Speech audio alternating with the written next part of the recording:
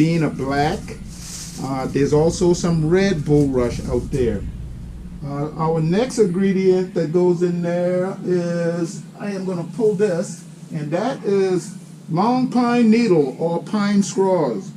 Okay, we got that goes in there. That's 3. And one more item. Let's got it down here on the floor.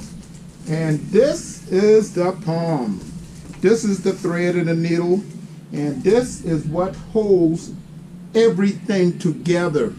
Once we put these 3 materials together, depending on where we want to put the coloring, then we're going to take the palm, we're going to script it to a certain thickness, length, and we use this to sew our basket. We don't weave our basket, we sew our basket. I don't have my nail bone tool right now. We don't need that right now because I'm just explaining to you what material is in a sweetgrass basket. That way when you buy one, you can use official education on identification of a sweetgrass basket. Okay, so when you look at this basket that I have in my hand, starting out, depending on who made the basket, there's so many different basket makers out there. Some will start with long pine needle, some will start with sweetgrass, some will start with bulrush. It all depends on the maker of that basket. Me, myself, 90% of my basket, I start with sweetgrass. Okay, the more knowledgeable you get on these baskets, the better off for you, because when you're traveling all over the world, and I will tell you people, I have been to over 60 countries on this planet, and there's no sweetgrass in none of these other countries except for good old USA of here in Charleston, South Carolina, and that is the county. Mount Pleasant, a fishing town. This is where the sweetgrass all started. Okay, so let me put this down, and I am going to move all this material because I want you to see the different coloring in the basket. And this is what you're going to be looking for, especially if you go to a foreign country, because you will not find sweetgrass there. Okay, I hope all of this will come out on the camera. Now, this bottom was started with bulrush. You can see that brown, okay? Then the beige, that is the sweetgrass, okay? Then another color here. Now the bulrush and the long pine, they almost got the identical color, so you're gonna have to go by thickness now. Okay, then I'm back to sweetgrass again. Okay, so you can see the coloring in this bottom. I will pull my small fanner, and I want you to see the entire basket. This fanner have all bulrush. At the beginning, I started this one with long pine needles, then sweetgrass, then I started long pine needles again, then sweetgrass, then all of this brown in here is all bulrush. So when you pick up a basket, especially you in Charleston, South Carolina, this is what you're going to find. If you go to some of these international countries, you're going to find something close to this, but it's not going to be a bulrush. It might be some kind of grass or reed that they're dyed to make it look brown. You also, there's no pine, so that will also be a drawback when you pick up a basket. So when you pick up these foreign baskets, they look like a sweetgrass basket, but no, they're not, because you will only find sweetgrass from Georgetown, South Carolina, or North Carolina, whatever the borderline is, coming all the way down to Charleston, on down to Savannah, Florida. And you'll find the epicenter of the sweetgrass basket making, you'll find in the Mount Pleasant. And we come down into the Charleston City Market, Broad Street, which is called the Four Corners of Law. So when you pick those baskets up, you will see all those fine colors in there. Okay, the bulrush for strength, the sweetgrass, the long pine needle, and the palm, and that holds everything together. So now that we know what goes into a sweetgrass basket, just remember the material. You got bulrush, and everybody know that is the red Moses was put into. Okay, the sweetgrass. Remember, you will get that greenish tint, or you'll get that beige looking, according to how it dries. Then you have, I'm going to put both of these up because they're not drop on the floor on me. Oh man.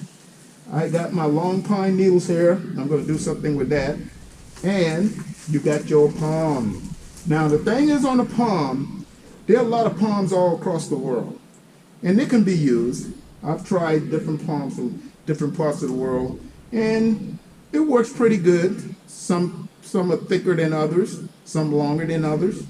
Now the other thing is, when the palm dries, we kind of let it, how you say, cure a little bit, and you're going to have that yellowish to it, and we're going to script that, and we're going to hold everything together. So I have a number of baskets here on the table that I'm working on, and one thing that a lot of people don't realize is a lot of your basket, we still use that bulrush for strength and contrast color.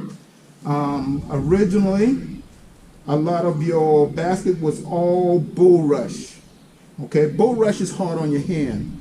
So when we found the sweetgrass, it's like, boom, everybody forgot about that reed, the bulrush.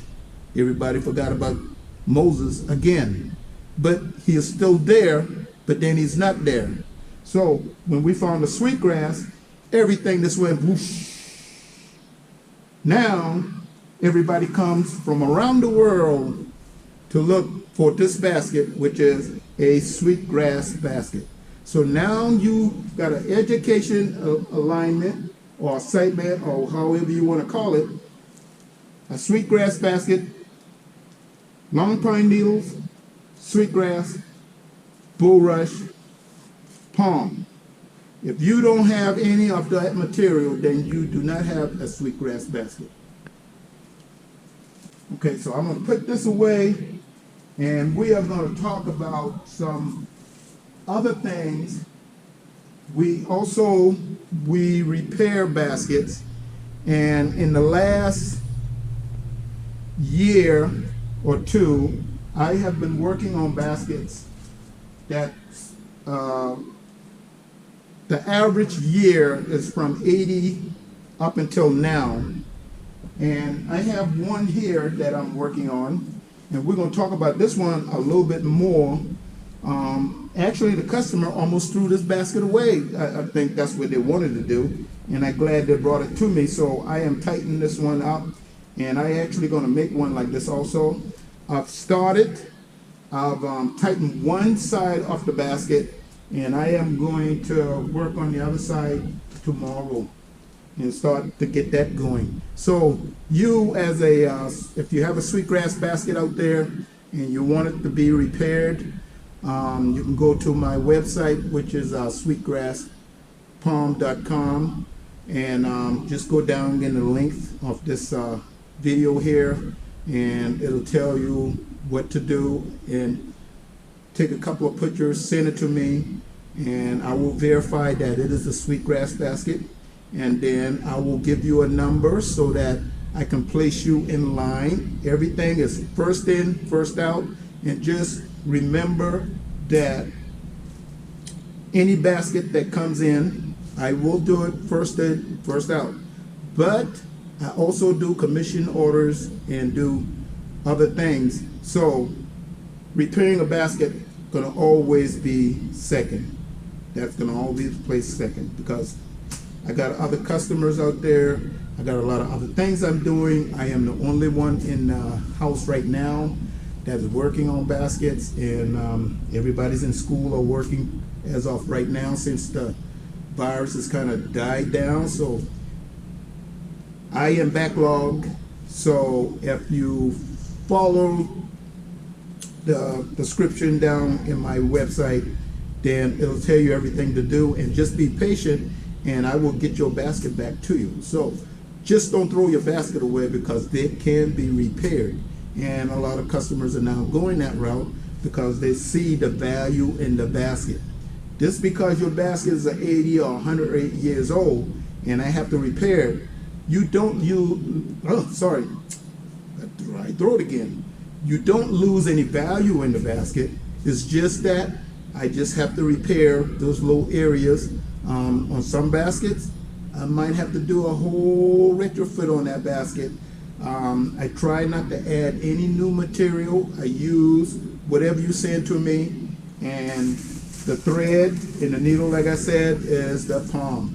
This is the most important thing right here to put in that basket, so that this is what holds everything together. So this is the thread and the needle. So I don't change anything else in the basket except for the palm itself.